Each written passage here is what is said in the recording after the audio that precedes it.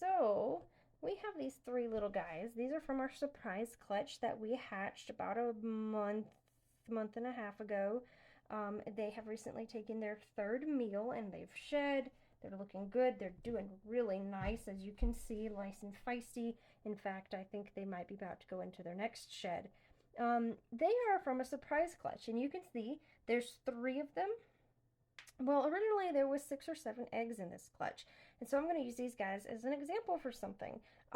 People think incubation for ball pythons, or just anything really, starts when the eggs are laid. You put them in the incubator, and agonize over making sure they have the right humidity and temperature and aren't messed with and all that. Well, incubation actually starts before they're laid. So the mother tends to be gravid, which means pregnant, for about 2 months before she lays those eggs. So they're developing inside of her. And that is very important. It's just as important, more or less, as once they're laid. So what happened probably with these guys, it's a guess, but it's an educated guess, is their mother was moved halfway through her pregnancy. We didn't know she was pregnant. We got her from a friend that's local that was just getting out of the ball python. She kept 1 or 2 of them. She just wanted to rehome the rest. They weren't really into it anymore. And she hadn't paired this female since like December. And this was in the middle of the summer that we got them. Well, so she was moved a month after we got her, she laid eggs.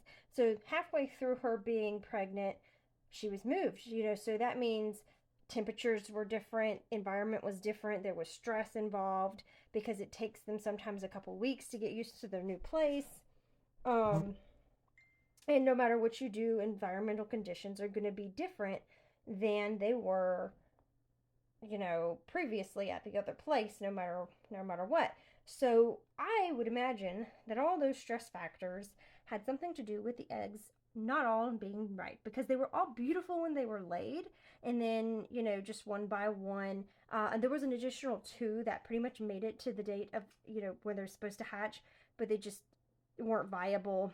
Um, they had obviously died recently in the egg. And this is just a reality of when you breed really any animal. I always tell people with life comes death.